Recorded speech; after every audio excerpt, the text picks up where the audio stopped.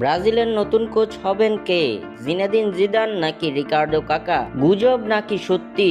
বিস্তারিত জানতে পুরো ভিডিওটি দেখুন এবং খেলার সব আপডেট পেতে সাবস্ক্রাইব করুন আমাদের ইউটিউব চ্যানেলটি ও ফলো করুন ফেসবুক, ইনস্টাগ্রাম ও টিকটকে।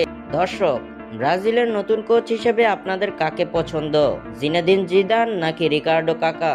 তা আমাদের অবশ্যই কমেন্ট করে জানাবেন।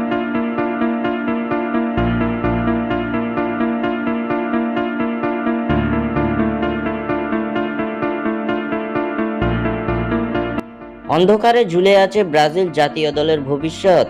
ব্যর্থতার চাদরে মোড়ানো সেলেসাওদের যেন নাকাল অবস্থা।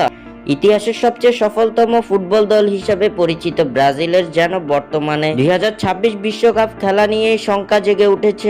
সবশেষ বিশ্বকাপ বাছাই পর্বের ম্যাচে প্যারাগুয়ের বিপক্ষে 1-0 গোলে হারতে হয়েছে ব্রাজিলকে। সম্প্রতি ব্রাজিলের এমন বেহাল দশার জন্য দায়ী করা হচ্ছে দরিবাল জুনিয়র ও তার কোচিং স্টাফদের।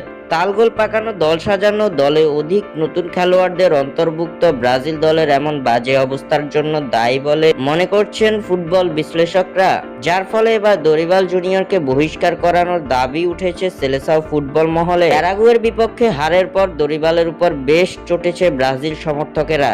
দরিবালকে বিদায় করে জিনেদিন জিদান অথবা রিকার্ডো কাকাকে ব্রাজিলের কোচ হিসেবে দায়িত্ব দেওয়ার কথা বলছে ব্রাজিল সমর্থকেরা।